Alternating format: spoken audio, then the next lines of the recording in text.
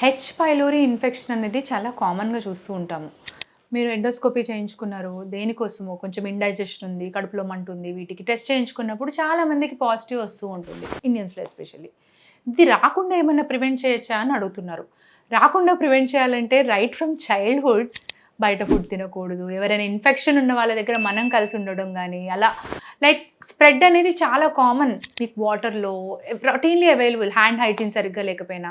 So, prevent చేయాలంటే hand hygiene సరిగ్గా చేసుకోవాలి. ఇప్పుడు మీరు పిల్లలకి మీ నోట్లో ఒక స్పూన్ తిన్నారు. మీకు ఇన్ఫెక్షన్ ఉంది. ఆ స్పూన్‌తోనే పిల్లలకి పెడుతూ ఉంటాము. సో, తెలియకుండానే విత్ లవ్ మన దగ్గర నుంచి హెచ్ పైలోరీ ఇన్ఫెక్షన్ అనేది ట్రాన్స్‌ఫర్ చేస్తూ ఉంటాము. ఇది ప్రివెంట్ చేయొచ్చా అనేది నాకైతే ఇప్పటికి లాజికల్లీ నాట్ పాసిబుల్ అనిపిస్తుంది ప్రాక్టికల్లీ. కానీ ఒకవేళ ఉంది అంటే ఏమవుతది అనంటే, జనరల్‌గా 80-90% ఏం కాదు. కానీ ఒక 10% ఉంటారు. వాళ్ళకి క్యాన్సర్స్ వచ్చే అవకాశం ఉంటుందనమాట. అందుకనే హెచ్ పైలోరీ ఇన్ఫెక్షన్ డిటెక్ట్ చేసినప్పుడు డాక్టర్స్ మీకు దానికి ఒక H pylori infection treatment kit అనేది ఇస్తూ ఉంటారనమాట. అది తీసుకుంటే మొత్తం చనిపోతుంది. మళ్ళీ వచ్చే అవకాశం ఉండదు. సో, కంపల్సరీ తీసుకోవాలి.